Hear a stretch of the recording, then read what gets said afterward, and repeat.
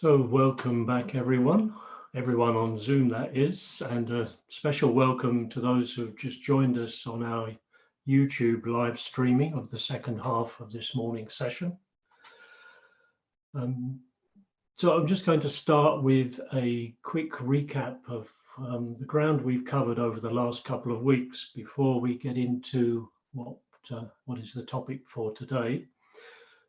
So for those of you who were here over the last couple of weeks, you may remember that we started off by looking at some aspects of the Buddha's life, and particularly looking at his journey towards enlightenment, and how we could take inspiration and encouragement from what the Buddha experienced in order to attain that state of enlightenment, and how we could relate that to our own practice. And then last week we looked at what it means to go for refuge to the three jewels, to the Buddha, the Dharma, and the Sangha. And in particular, we were looking at that in terms of committing ourselves to following the Buddha's path towards enlightenment. So looking at that very much as a process of commitment.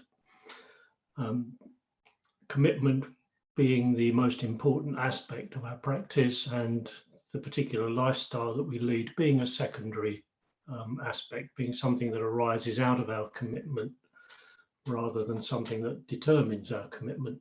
And we looked at how Sangha expresses going for refuge as the principal act of a Buddhist. It's what makes us a Buddhist, if we want to use that terminology. So today we're going to go a bit further along the path, and we're going to start to look at ethics. Back in the first week, I spoke about how we can see the Buddhist path in terms of ethics, meditation, and wisdom. And this is really a beginning of 5 weeks now looking at ethical practice, the beginning of those 3 stages of the path. So I'm going to start by looking at, first of all, some general principles relating to ethics and our ethical precepts from a Buddhist point of view, of course. And then we'll look at the first of the 5 ethical precepts. Now, if you've been coming along to the center for any length of time at all, you'll almost certainly have come across teachings on Buddhist ethics, maybe more than once, maybe quite a number of times. It's something that we teach right from the very beginning. We introduce it at a very early stage of our practice, because ethics is a prerequisite for establishing a strong practice for engaging with the Buddhist path. Whenever the Buddha gave one of his graduated discourses, as they're called, it's a talk, if you like, where the Buddha laid out the whole of the spiritual path from beginning to end. He always started with the need to establish a good ethical practice.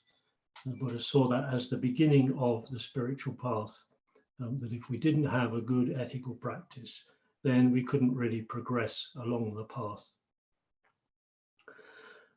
But just because we start from a point of having a good ethical practice, just because we learn ethics right at the beginning of our exposure, if you like, to the Buddhist path, that doesn't mean that once we've gained a bit of experience, once we've heard the ethical precepts, once we've sort of understood them to some degree, we then move on from ethics and we move on to something else, that we can relegate thinking about ethics into the background of our practice.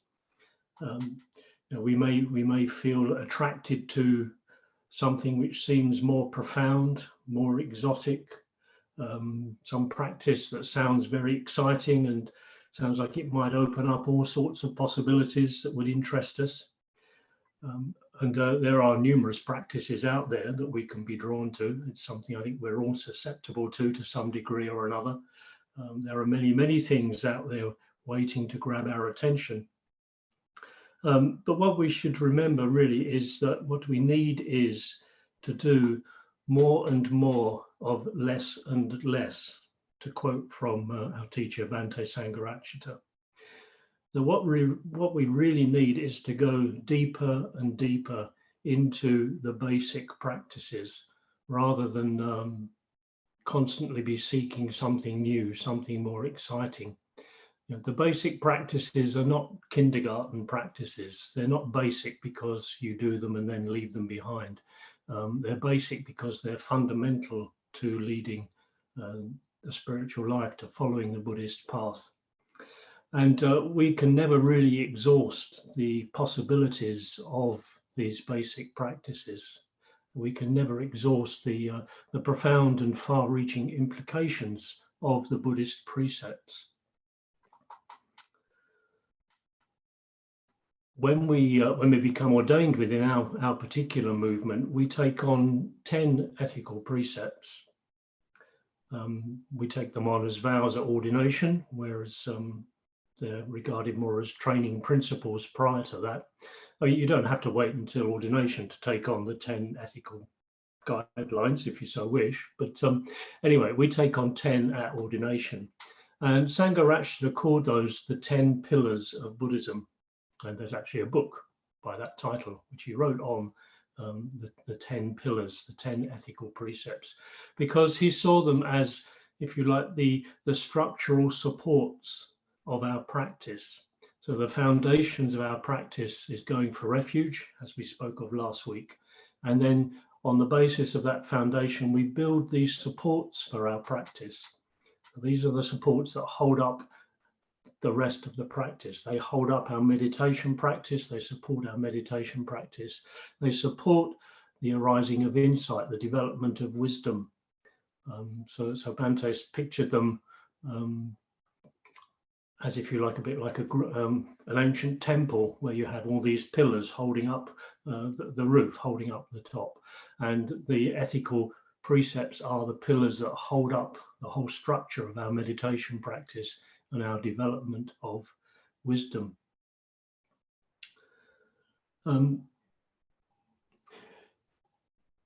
Depending on your background and really what your exposure to ethical principles or ethical teachings has been in the past, you may think that ethics sound rather unappealing.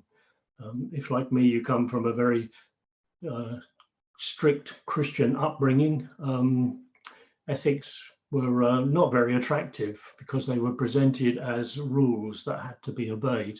So they were very rigid, and very unattractive. And I think exposure like that to ethical precepts or ethical guidelines of those natures, where they're seen as rules and regulations, can in a way put us off from ethics and make them seem rather cold and dry. But again, Sangha in his book, The 10 Pillars of Buddhism, paraphrases a poem by Wordsworth. He takes a line from the poem and just twists it a little bit to say, "You must love them ere they seem worthy of your love." So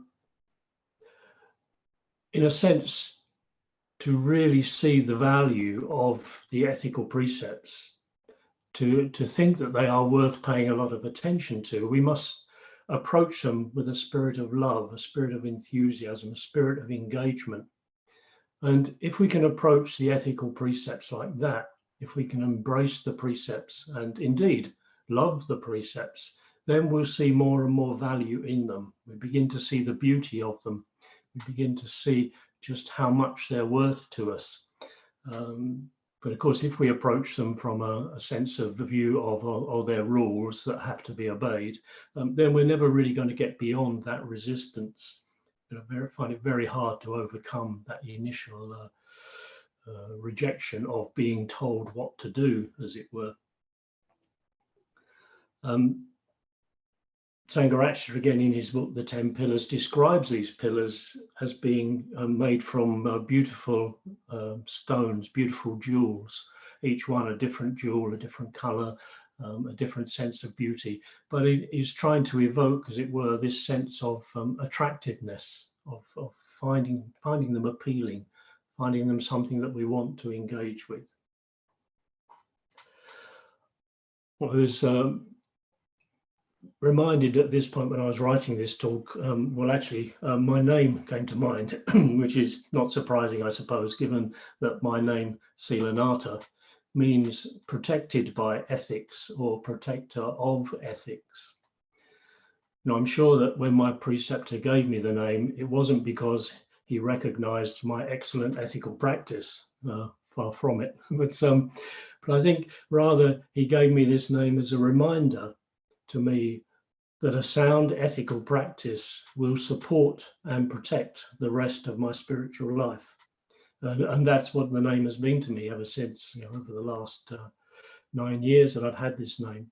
It's been a constant reminder of what I need to do in order to protect and sustain my spiritual life. I also like the fact that sila, the word which is generally translated as ethics, also has connotations of harmony. It can mean that which brings about harmony. And of course, observance of the ethical precepts fulfills that function. It brings a sense of harmony to our relationships with other people, because ethics are fundamentally about how we relate to other people. They're not about doing the right thing because that's what's expected you. Ethics are simply an expression of how we relate to other people. And if we want to create harmonious, fulfilling, rewarding relationships with other people, then we behave ethically towards them. We behave with love and with compassion, not from a state of selfishness or greed. And so that way, an ethical practice can promote harmonious relationships, just as an unethical practice, behaving badly towards other people, will destroy harmony, will make it impossible to be harmonious in our relationships with others. So last week, we talked about going for refuge to the three jewels. And as I mentioned earlier, we said that we could see this in terms of committing ourselves to following the Buddha's path to enlightenment, being inspired and encouraged by those who traveled that path before us. Now, going for refuge is related to the precepts, in that the observance of the precepts is a natural expression of our commitment to the Buddhist path. It's a natural expression of our going for refuge, if you like. When we chant the refuges and precepts, for those of us that do regularly chant them, this is what we chant: the refuges and the precepts, not the precepts and the refuges. First, we go for refuge, and then that going for refuge is expressed through the observance of the precepts. So hopefully from this, you're beginning to get a picture that the precepts are not simply a collection of rules. They're not a collection of, you must not do this and you must do that.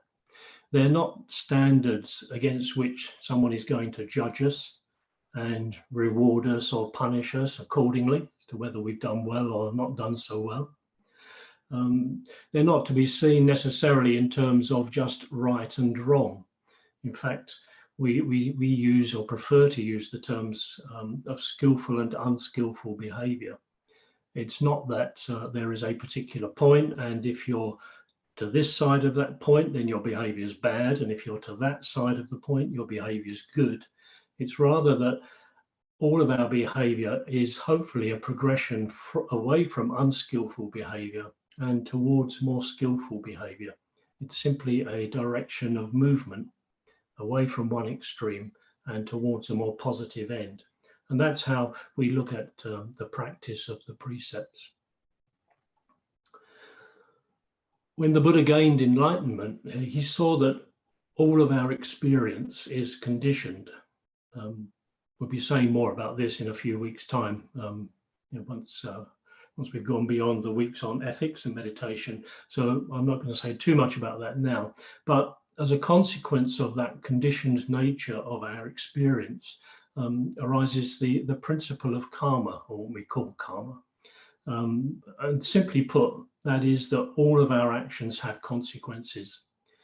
When we behave in ways that are not in accordance with the precepts, i.e. when we behave unskillfully, the consequences of those actions will be unpleasant for us and for those around us. When we behave in ways that are in accordance with the precepts, so that's skillful behavior, then the consequences will be pleasant for both us and for those around us. And that's simply a working out of conditionality. We set up the conditions in the way that we behave, and those conditions then create consequences. It's not a reward, it's not a punishment, it is just the working out of conditionality. And that really is, in essence, what we could boil karma down to. And that's why we try to observe the ethical precepts to the best of our abilities, because by doing so, we're creating the best possible conditions for ourselves, for our practice, for the people that we interact with, for those who are affected by the things that we do. Because, of course, nothing that we do is done in isolation, if you'll excuse the term, as it's not quite so appropriate at the moment, but nothing that we do is in a bubble. Everything that we do has an impact on everyone around us. Okay, so that's probably enough for now on the general principles of Buddhist ethics, and let's now have a look at some of its specific expressions, particularly in what we call the precepts. There are several formulations of the precepts, or ethical guidelines, as we might like to call them. But essentially, they're the same. They just vary in the level of detail to which they go. So over the next few weeks, we're going to be looking at the basic formulation of the 5 precepts. This is the set of precepts that we chant most often. And it's very commonly found throughout Buddhist scriptures that the Buddha himself mentions these 5 precepts. And you see them up here on the screen. We have the 5 precepts. They come in a negative and a positive form. So they come, first of all, we have the negative, which is the kind of behavior that we're trying to move away from, the kind of behavior that, as the precept says, we're trying to abstain from.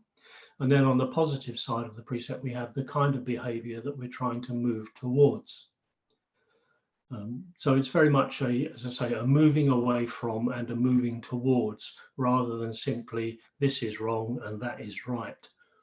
And I particularly like the fact that the precepts come in this way. They're not just as simply you must not do this, but just that it would actually be much better if you did this instead. And indeed, I think by focusing on the positive side of the precepts, that's the most effective way of working with the precept as a whole. So if, for example, we're focusing on acting with loving kindness towards other people, there's not going to be much space left to behave harmfully towards other people, and so on with all the other precepts. You know, if we really engage with the positive precept, that is going to by its very nature, help to reduce any negative actions that we may be prone to engaging with. So we're going to look at these precepts, over, as I say, over the coming weeks, one by one. And today we're really looking at the first precept, just the first precept. And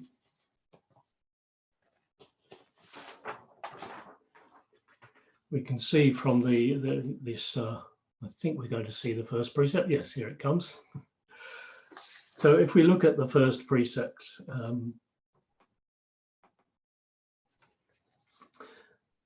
we have at the top of the screen there the traditional form in which we chant the precept. Round about this, sometimes the wording can vary a little bit. So it talks about undertaking the training of abstaining from killing living beings as the negative side, and with deeds of loving kindness on the positive side. Below that is a direct quote from the Buddha. As far as we know, it's a direct quote from the Buddha, found in Buddhist scriptures, where the Buddha is talking to one of his followers about the precepts, and this is how he states this first precept. So he talks about abandoning the taking of life, abstaining from it, laying aside the rod and the knife. So there you have the negative, and then the positive, that one dwells modest, charitable, feeling compassion towards every living creature. So as I say, we may find the negative side a bit off-putting, something we may not be able to see ourselves engaging with particularly, especially as we may say, well, we don't take life, we don't go around killing people, we don't go around beating people with the rod or using a knife. But of course, it extends to much more than that. We can see this precept as being much more than simply just avoiding taking life. It's also about avoiding causing harm. If you like, the abandoning taking life is the headline, but underneath that is all forms of harm that we could cause to another being. This precept is really talking about living a life that is as harmless as we can possibly make it in every way in the world.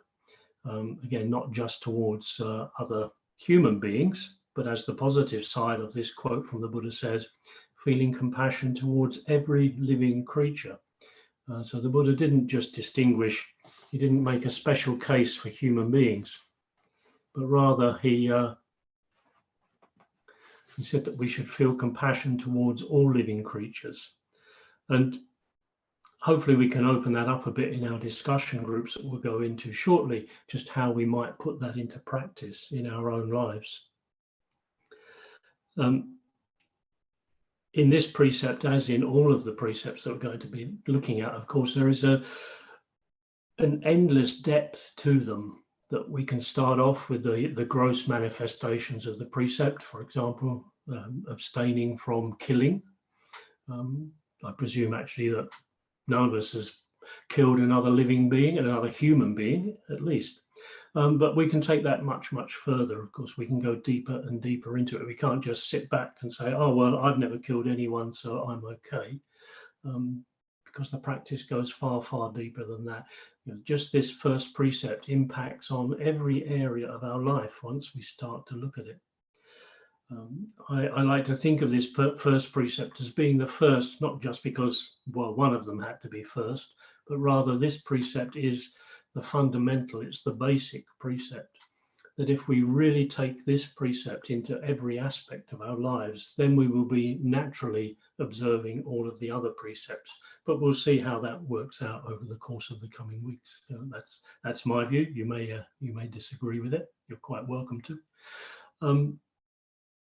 But I think this, the depths of this precept are something that we can work with for the rest of our lives, no matter how skillful we think we've become at following the precepts. We can always take it another step.